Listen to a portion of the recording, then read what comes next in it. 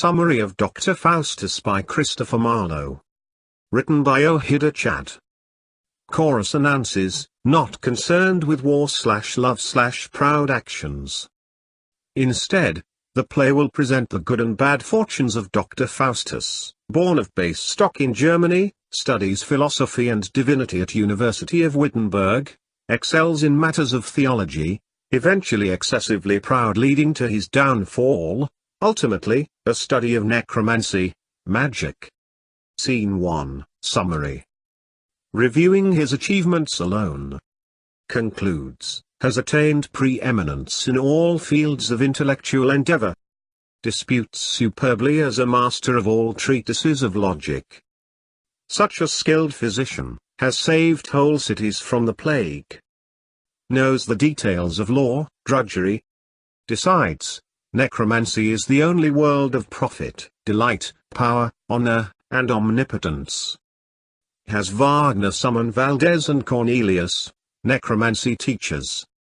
Good angel and evil angel appear. Advises him to lay aside the damned book of magic and read the scriptures. Contrarily, appeals to Faustus' ambitions, obsessed with the power of magic. Welcomes Valdez and Cornelius, informs, has decided to practice magic because he has found philosophy, law, medicine, and divinity to be unsatisfactory. Valdez assures, world at their feet. Scene 2, Summary. Two scholars come to Wagner to inquire about Faustus.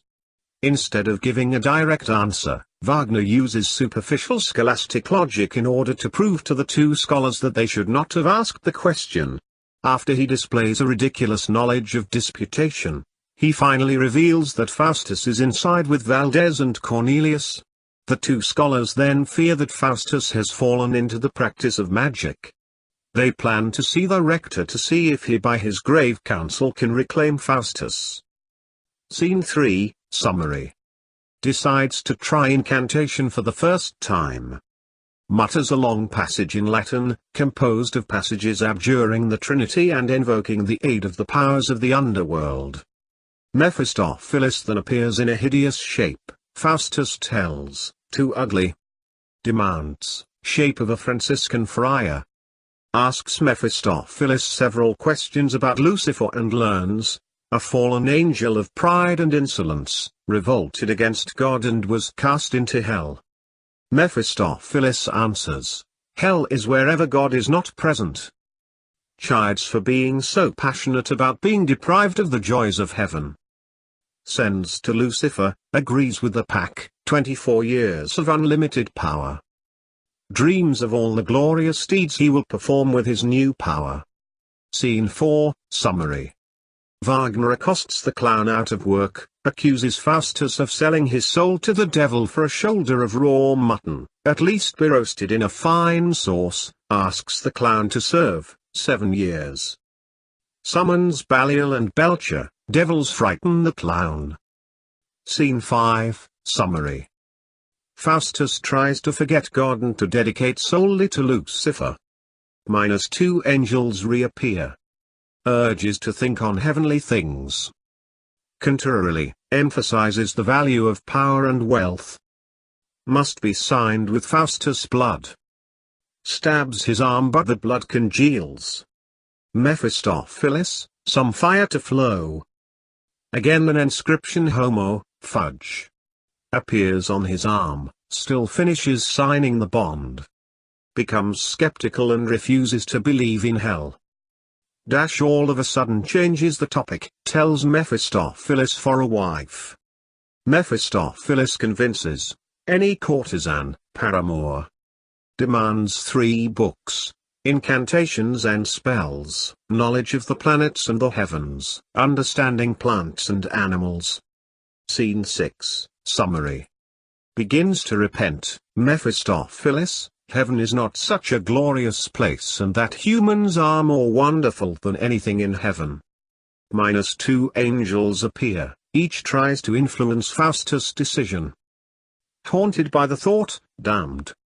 Cries out for Christ to save him, Lucifer himself appears, breaking his promise by thinking on Christ brought entertainment to divert him.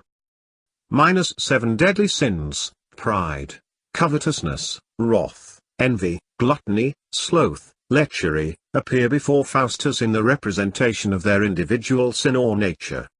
Scene 8, Summary. Chorus, reviews Faustus' career.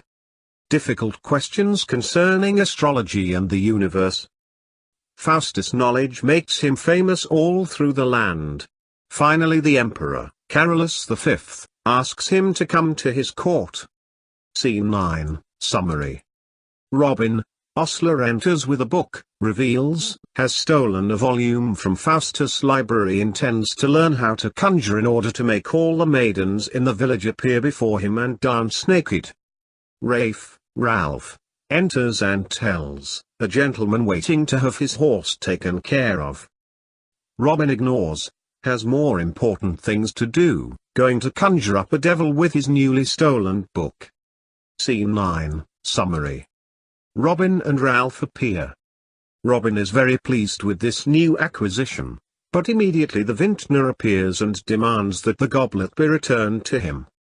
Robin insists, no goblet, and allows search. Meanwhile, Robin begins to read incantations from Faustus' book. In fright, Robin gives the vintner back his goblet. Mephistophilis reappears and complains, come all the way from Constantinople because these irresponsible servants used incantations without understanding, threatens to change them into an ape and a dog, and then leaves. Robin and Ralph think only about how much fun and food if transformed into these animals. Scene 10, Summary. German court, Emperor Carolus tells Faustus, heard, magical powers. Faustus responds humbly, not as skilled as the rumors brings Alexander, paramour. Emperor inspects, a mole on the paramour's neck. Knight appears, a pair of horns on his head.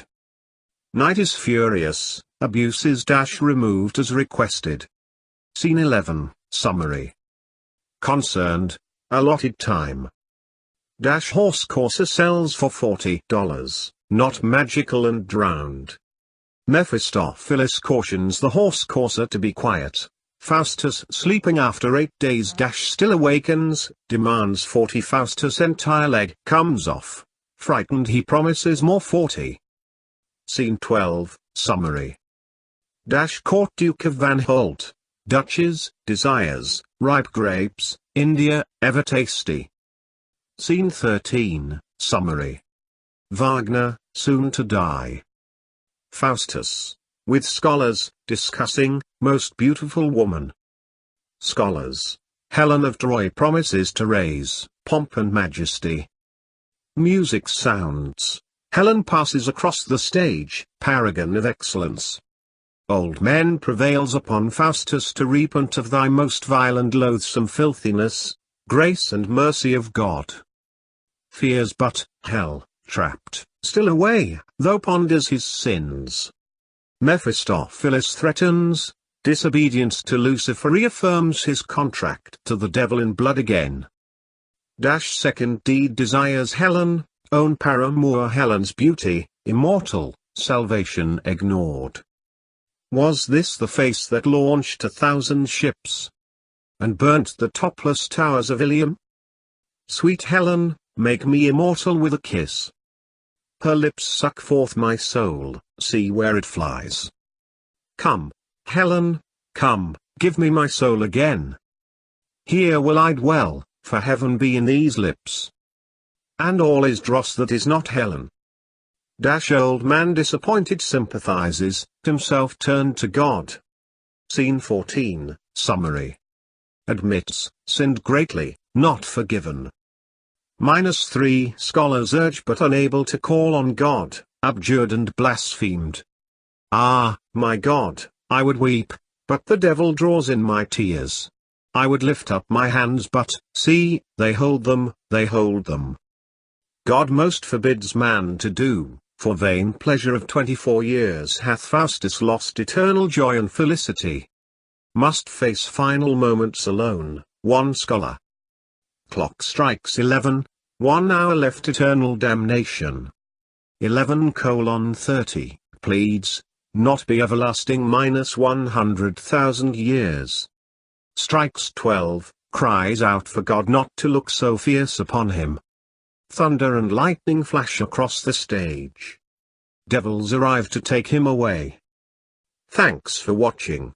Please subscribe to my channel.